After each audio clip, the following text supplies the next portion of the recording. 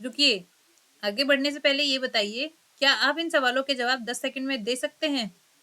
क्योंकि आज का क्विज पार्ट 2 इतना आसान नहीं होने वाला। यहाँ सिर्फ टॉपर्स टिकेंगे, क्योंकि आज के इस क्विज में होंगे ट्रिकी क्वेश्चंस और असली कंपटीशन। तो तैयार हो जाइए, आपको एक तगड़ा कंपटीशन मिलने वाला है प्रश्न नंबर 1 के साथ। प्रश्न नंबर 1, सूर्य ग्रहण कब होता है? ऑप्शन है आपके पास, जब पृथ्वी बीच में हो, जब चंद्रमा बीच में हो, जब सूर्य बीच में हो, या इनमें से कोई नहीं। मतलब कि यानी कि स्थिति इस टाइप से हो, यहाँ सूर्य, यहाँ पृथ्वी और यहाँ चंद्रमा, ठीक है? या यहाँ सूर्य, यहाँ पृथ्वी, सॉरी यहाँ चंद्रमा,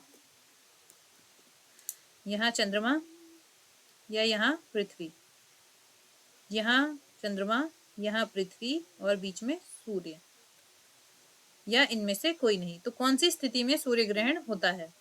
तो ऑप्शन है आपके पास, जब पृथ्वी बीच में हो यानी कि ये वाला, जब चंद्रमा बीच में हो, जब सूर्य बीच में हो। तो इसका सही आंसर हो जाता है ऑप्शन नंबर बी, यानी कि जब चंद्रमा बीच में हो। तो जब चंद्रमा बीच में हो, सूर्य की संपूर्ण रोशनी जो है वो पृथ्वी तक नहीं पहुंच पाती, इसीलिए सूर्य ग्रहण होता है। चलिए बढ़ते हैं अगले प्रश्न की ओर। किस ग्रह को लाल ग्रह कहा जाता है? ऑप्शन है आपके पास, बुध, शुक्र, मंगल या शनि। तो इसका सही आंसर है आपके पास ऑप्शन नंबर सी, यानी कि मंगल। मंगल को लाल ग्रह कहा जाता है। अब आप ऑप्शन में बताएंगे कि नीला ग्रह किसको कहा जाता है। ऑप्शन में, सॉरी, कमेंट में बताएंगे कि नीला ग्रह जो है किसको कहा जाता है। अगला प्रश्न है, मंगल ग्रह के कितने प्राकृतिक उपग्रह हैं? ऑप्शन है आपके पास 1, 2, 4 या 10। तो इसका सही आंसर है आपका ऑप्शन नंबर बी, 2। कौन कौन से हैं वो आप कमेंट बॉक्स में बताएंगे कि मंगल ग्रह का जो उपग्रह हैं वो कौन कौन से हैं, वो आप कमेंट बॉक्स में बताएंगे। शुद्ध ग्रह यानी एस्टेरॉइड किन ग्रहों की कक्षाओं के बीच में पाए जाते हैं? पृथ्वी और मंगल, मंगल और बृहस्पति, बृहस्पति और शनि, शुक्र और पृथ्वी। तो इसका सही आंसर है आपका ऑप्शन नंबर बी, यानी कि मंगल और बृहस्पति के बीच में एस्टेरॉइड बेल्ट जो है पाई जाती है। अगला प्रश्न है, सौर मंडल का सबसे बड़ा ग्रह कौन सा है? ऑप्शन है आपके पास शनि, बृहस्पति, यूरेनस या नेपच्यून। तो इसका सही आंसर है ऑप्शन नंबर बी, यानी कि बृहस्पति सौर मंडल का सबसे बड़ा ग्रह है। अब आप कमेंट बॉक्स में बताएंगे कि सबसे छोटा ग्रह कौन सा है। सबसे छोटा ग्रह, सबसे छोटा ग्रह कौन सा है? चलिए बढ़ते हैं अगले प्रश्न की ओर। पृथ्वी के सबसे निकट का तारा कौन सा है? ऑप्शन है आपके पास, प्रोक्सिमा सेंटोरी, सूर्य, सीरियस, सॉरी साइरस है यहाँ पर, इसका नाम साइरस या वेगा। तो इसका सही आंसर है आपका सूर्य, यानी कि ऑप्शन बी जो है वो सही आंसर हो जाता है। पृथ्वी के सबसे निकट का तारा कौन है? सूर्य है। अगर आपको कंफ्यूजन है कोई, तो सूर्य कोई प्लैनेट नहीं है, सूर्य एक तारा है, ठीक है? एक तारा है, ये याद रखना है कि सूर्य एक तारा है, कोई ग्रह नहीं है। चलिए बढ़ते हैं अगले प्रश्न की ओर। सुनामी किस भाषा का शब्द है? ऑप्शन है आपके पास, जापानी, चीनी, अंग्रेजी या फ्रेंच। तो इसका सही आंसर है ऑप्शन नंबर ए, यानी कि जापानी। अगला प्रश्न है, रिएक्टर स्केल का उपयोग क्या मापने के लिए किया जाता है? ऑप्शन है आपके पास, हवा की गति, भूकंप की तीव्रता, तरल का घनत्व या पहाड़ की ऊंचाई।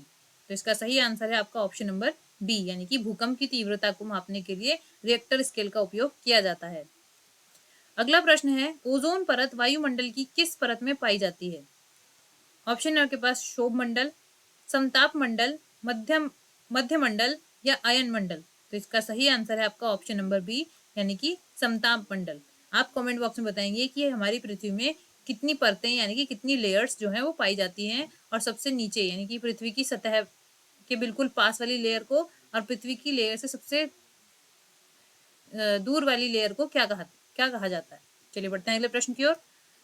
किस ग्रह को नीला ग्रह कहा जाता है? ऑप्शन है आपके पास, मंगल, पृथ्वी, शुक्र या शनि।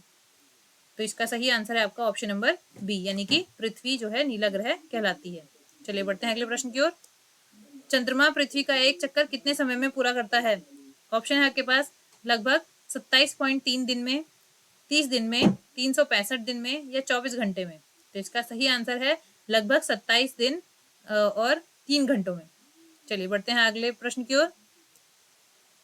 पृथ्वी पर दिन और रात किसके कारण होते हैं? ऑप्शन है आपके पास, घूर्णन, परिक्रमण, झुकाव या गुरुत्वाकर्षण। तो इसका सही आंसर है आपका ऑप्शन नंबर ए, घूर्णन के कारण, क्योंकि पृथ्वी अपने अक्ष पर 23.5 डिग्री झुकी हुई है और अपने ही कक्ष पर वो घूमती है। पिछले वाले क्विज में आपने देखा था, हमने एक प्रश्न भी पूछा था कि पृथ्वी अपने कक्ष पर घूमते हुए मतलब अपने कक्ष का एक चक्कर पूरा लगाने में कितना समय लेती है, तो हमने उसमें देखा था 24 घंटे लगाती है। ठीक है, तो अपनी ही कक्ष पर घूमने की जो प्रक्रिया होती है उसकी वो कहलाती है घूर्णन कहलाती है, और इसी घूर्णन के कारण जो है दिन और रात होते हैं। चलिए बढ़ते हैं अगले प्रश्न की ओर। कौन सा ग्रह सुबह का तारा यानी कि मॉर्निंग स्टार कहलाता है? ऑप्शन है आपके पास मंगल, बुध, शुक्र या बृहस्पति। तो इसका सही आंसर है ऑप्शन नंबर सी, यानी कि शुक्र। चलिए बढ़ते हैं अगले प्रश्न की ओर। सौर मंडल का सबसे चमकीला ग्रह कौन सा है? बुध, मंगल, शुक्र या बृहस्पति। तो इसका सही आंसर है ऑप्शन नंबर सी, यानी कि शुक्र। अगला क्वेश्चन है, सूर्य के सबसे निकट का ग्रह कौन सा है? ऑप्शन है आपके पास शुक्र, बुध, पृथ्वी या मंगल। तो इसका सही आंसर है आपका ऑप्शन नंबर बी, यानी कि बुध। आप क्रम से कमेंट बॉक्स में सूर्य से ग्रहों की दूरी के क्रम के अनुसार जो है ग्रहों के नाम लिखेंगे, यानी कि सूर्य के सबसे निकट का ग्रह कौन है? बुध है। फिर कौन आता है? शुक्र आता है। फिर कौन आता है? फिर पृथ्वी आती है। ठीक है, इस तरीके से आप 8 के 8 ग्रहों के नाम क्रम अनुसार जो है कमेंट बॉक्स में आप लिख के देंगे। ध्रुव तारा यानी पोल स्टार किस दिशा को दर्शाता है? ऑप्शन है आपके पास दक्षिण, पूर्व, उत्तर या पश्चिम। तो जैसे इसका नाम है पोल, पोल कहाँ पर होते हैं हमारे? आपने अगर पृथ्वी को देखा है तो एक पोल होता है नॉर्थ, एक पोल होता है हमारा साउथ में। ठीक है, तो वो पूछ रहा है कि हमारे जो ध्रुव तारा है वो किस दिशा को दर्शाता है। तो ये पोल्स किस साइड पर होते हैं, कौन से डायरेक्शन में होते हैं? एक नॉर्थ में होता है, एक साउथ में होता है। तो कौन सी दिशा को दर्शाता है पोल स्टार? वो उत्तर दिशा को दर्शाता है। ठीक है, पोल स्टार जो है वो उत्तर दिशा को दर्शाता है। चलिए बढ़ते हैं अगले प्रश्न की ओर। टाइटन किसका उपग्रह है? ऑप्शन है आपके पास मंगल, शनि, बृहस्पति और पृथ्वी। तो इसका सही आंसर है आपका ऑप्शन नंबर बी, यानी कि शनि। आपको बताने हैं कि बृहस्पति की कितने उपग्रह हैं। चलिए बढ़ते हैं अगले प्रश्न की ओर। पृथ्वी की जुड़वा बहन किस ग्रह को कहा जाता है? ऑप्शन है आपके पास मंगल, बुध, शुक्र या शनि। तो पृथ्वी की जुड़वा बहन यानी कि ट्विन सिस्टर किसको बोला जाता है? शुक्र को बोला जाता है। चलिए बढ़ते हैं अगले प्रश्न की ओर। प्रश्न है, किस ग्रह का घनत्व सबसे ज्यादा है सबसे कम है जो पानी पर भी तैर सकता है? ऑप्शन है आपके पास बृहस्पति, यूरेनस, शनि या नेपच्यून। तो इसका सही आंसर है आपका ऑप्शन नंबर सी, यानी कि शनि। शनि यानी कि सैटर्न, उसका सबसे कम घनत्व होता है जिसकी वजह से वो पानी पर तैर सकता है। पृथ्वी पर किस परत को बैरिस्फीयर कहा जाता है? ऊपरी क्रस्ट को, मेंटल को, पृथ्वी की कोर को या स्थल मंडल को। तो इसका सही आंसर है ऑप्शन नंबर सी, यानी कि पृथ्वी का जो कोर है उसको बैरिस्फीयर नाम की परत से भी जाना जाता है। चलिए बढ़ते हैं अगले प्रश्न की ओर। किन दो ग्रहों के बीच शुद्ध ग्रह बेल्ट पाई जाती है? बुध और शुक्र के बीच, मंगल और बृहस्पति के बीच, बृहस्पति और शनि के बीच या शनि और यूरेनस के बीच। तो इसका सही आंसर है मंगल और बृहस्पति के बीच में। तो किन दो ग्रहों के बीच में शुद्ध ग्रह बेल्ट पाई जाती है? तो शुद्ध ग्रह जो है उनके नाम आपको कमेंट बॉक्स में लिखने हैं, जिससे आपकी प्रैक्टिस भी साथ साथ और रिवीजन भी साथ साथ चलती रहे। सौरमंडल का सबसे ऊंचा पर्वत ओलंपस मॉन्स कहाँ है? पृथ्वी पर है, शुक्र पर है, शनि पर है या मंगल पर है? सौरमंडल का सबसे बड़ा पूछ रहा है, यानी कि 8 ग्रहों में सबसे ऊंचा पर्वत ओलंपस मॉन्स है, और वो कौन से ग्रह पर है वो आपको बताना है।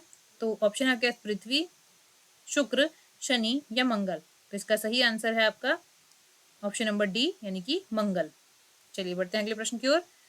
गुटेनबर्ग असंबद्धता किन दो परतों के बीच में है? क्रस्ट और मेंटल, ऊपरी और निचला मेंटल, मेंटल और कोर, आंतरिक और बाहरी कोर। तो इसका सही आंसर है आपका ऑप्शन नंबर सी, मेंटल और कोर के बीच में। चलिए बढ़ते हैं अगले प्रश्न की ओर। ग्रेट रेड स्पॉट तूफान किस ग्रह पर देखा जाता है? ऑप्शन है आपके पास मंगल, शनि, बृहस्पति या नेपच्यून। तो इसका सही आंसर है आपका ऑप्शन नंबर सी, बृहस्पति। अगर आपने बृहस्पति के ग्रह को देखा है तो उस पर आपको एक रेड कलर का स्पॉट जरूर देखने के लिए मिलता है। ठीक है, तो ये रेड स्पॉट किस पे देखने के लिए मिलता है? हमको बृहस्पति पे देखने के लिए मिलता है। चलिए आज का आखिरी प्रश्न, सूर्य के प्रकाश को पृथ्वी तक पहुंचने में कितना समय लगता है? ऑप्शन है आपके पास 5 minute 20 second, 8 minute 20 second, 10 minute या 12 मिनट 30 सेकेंड। तो इसका सही आंसर है आपके पास 8 मिनट और 20 सेकेंड का समय जो है सूर्य के प्रकाश को पृथ्वी पर पहुंचने में लगता है। अगर आपको ये क्विज अच्छा लगा है तो आप लाइक करेंगे और सबसे इम्पोर्टेंट कमेंट जरूर करेंगे और शेयर करेंगे अपने फ्रेंड्स के साथ। जिनको भी आपको लगता है इसकी ज़रूरत है उसके साथ अपने ये वीडियो शेयर करेंगे और सब्सक्राइब करेंगे। ठीक है, अगली वीडियो हम लेकर आएंगे अगले टॉपिक पर। तो ऐसे ही हमारे चैनल के साथ बने रहिए। अब ऐसे ही लाइक सब्सक्राइब करते रहिए। आपके लाइक सब्सक्राइब और कमेंट से हमारी जो है मोटिवेशन बढ़ता है। जैसे आपको मोटिवेशन की ज़रूरत होती है, इसी तरीके से हमको भी मोटिवेशन की ज़रूरत होती है। और वो मोटिवेशन क्या है? वो मोटिवेशन है आपके कमेंट्स, आपके लाइक्स और आपकी सब्सक्राइब। जितने ज़्यादा आप शेयर करेंगे उतना ज़्यादा हमको मोटिवेशन मिलता रहेगा। तो चलिए आज इस वीडियो को हम यहीं ख़त्म करते हैं। अगले टॉपिक के साथ दूसरी वीडियो लेकर आएंगे। बहुत बहुत धन्यवाद आपका।